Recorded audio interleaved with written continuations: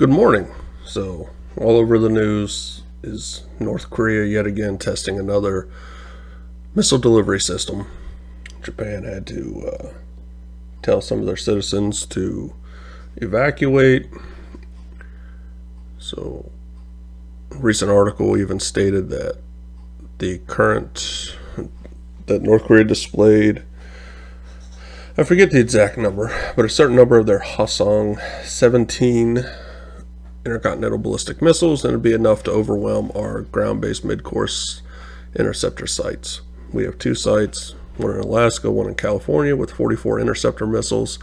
They're estimated for a one-shot kill of 56%, so you'd estimate that they would probably launch 3 to 4 for every incoming warhead.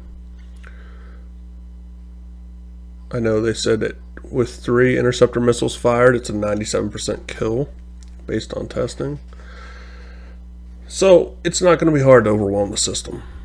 They're not made for mass attacks, they're made to prevent a very limited rogue state launching a single warhead or single missile against us.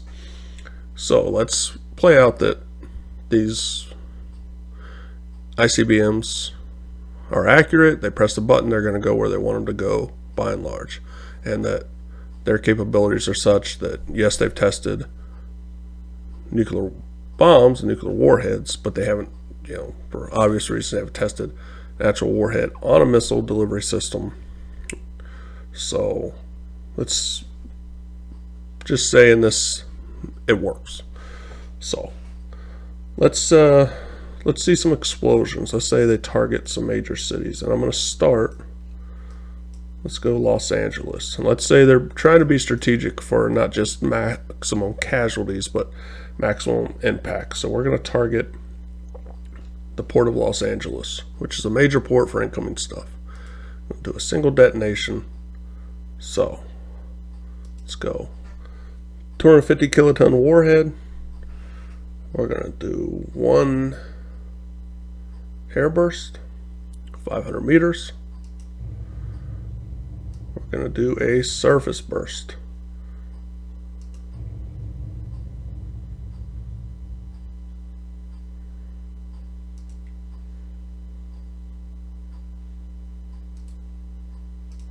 See what happens so far. Almost 1 million casualties right out of the gate.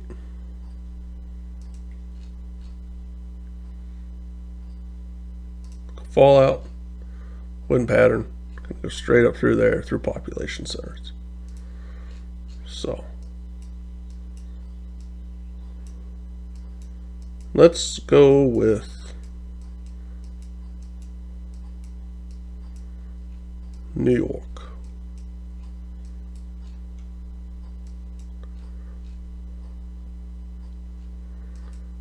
Let's see here. I'm not going to be particular. Let's just go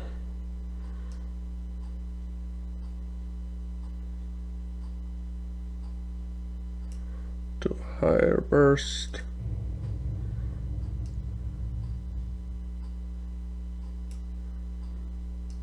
Medium burst.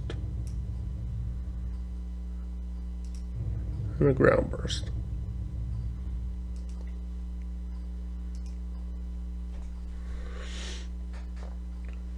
So right out of the gate, you see that it's quadruple our casualties, 3.8 million, basically 3.9 million.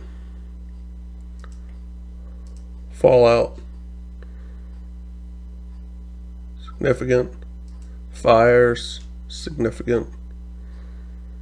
Long-term effects would be huge.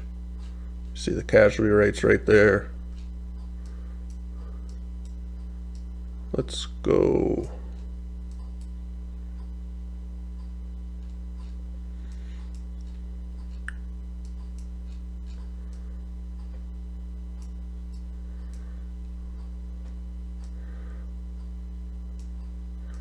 let me say we got Los Angeles, we got New York.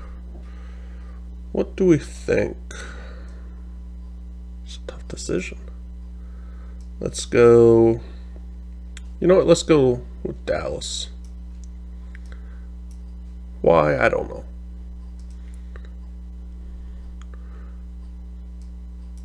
Let's do a ground burst.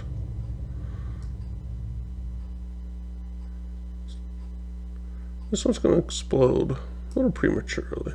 Just going to go a little high.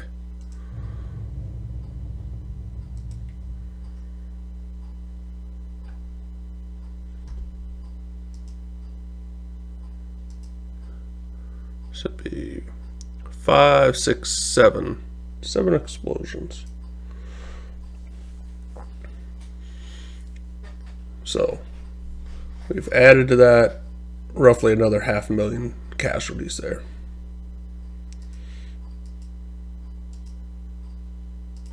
Fallout dose. Fires. So we see the fallout, this higher airburst one. You see much less fallout from that.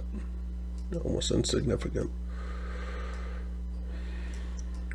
Where and how high it's detonated is going to have an impact. For laymen that don't know, the only two nuclear warheads that were exploded against an adversary were the two during World War II in Hiroshima and Nagasaki. Both those were airburst. They were not surface burst. They're both airburst. There's reasons for that. Each has their own kind of things. I mean, it's not really the scope of this video to go over it. But we see this was a limited strike here. We're talking 7 detonations, 7 warheads, and already we're at 4.5 million casualties.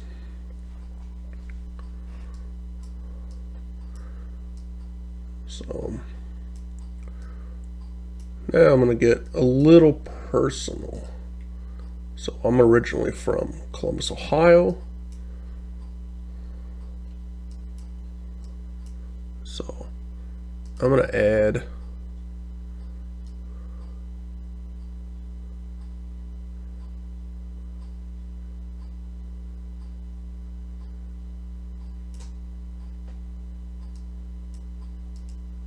let's go.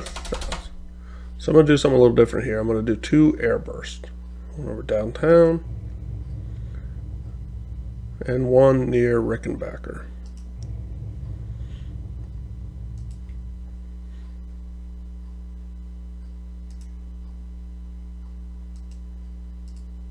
It's going to take our number to 9. So we see that we did not suffer a significant amount of additional casualties. Fallout much more mitigated. Fire still significant. Takes us to 4.5, almost 4.6 million casualties at this point. Let's go with an even number 10. I'm going to go with an even 10. Where do we want to do? Let's do, we got Texas, we got California.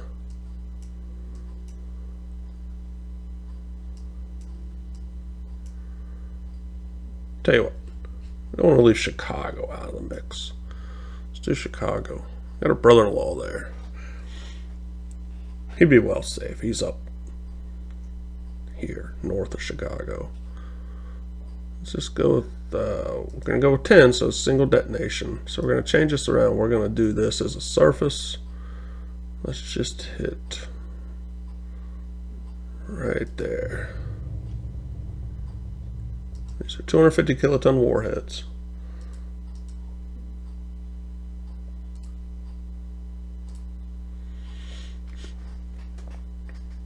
Took us almost to 5 million. See fallout much more significant, although a lot of it went across Lake Michigan into less populated areas. It's going to have a big impact on your total casualties. What's the pattern of the fallout? We see there were surface bursts. You're going to have a difference between the air, higher atmospheric air burst. Okay. So, that is where we're at. I say it was 5 million casualties, 10 warheads.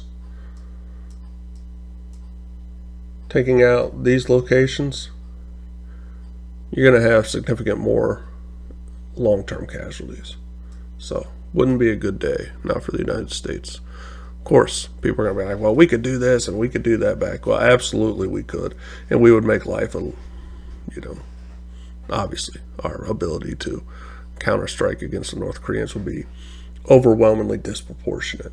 It's not the point of the video. We all know that. The point of this video is it doesn't matter at the end of the day. If we've lost 5 million people plus untold amount of additional casualties due to long-term effects, the economy would be in a dire situation. Our way of life would change significantly. So yes, we would have been able to glass them in return, but we have had a huge difference. Do one thing real fast. Just for informational purposes, the largest warhead ever detonated was a test by the Soviet Union, the Tsar Bomba, 50 megatons.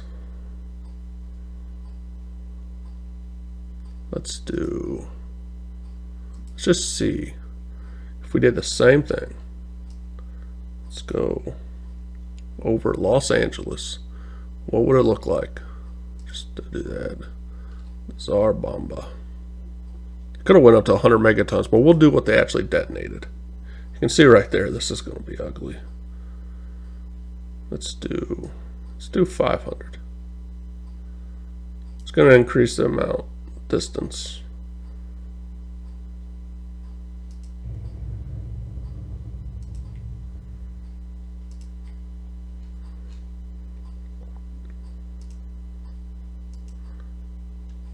There's the fire.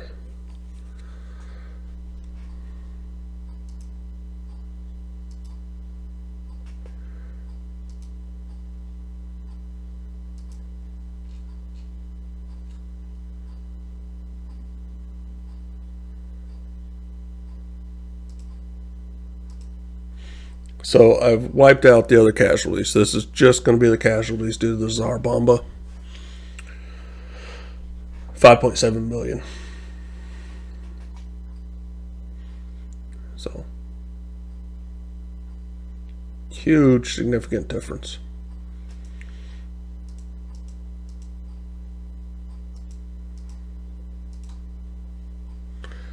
So, remember, boys and girls and ladies and gentlemen and all that good stuff, despite my previous video, nuclear war is not winnable. It is, but it isn't. So, enjoy yourselves. Have a great weekend. Thanks, everybody.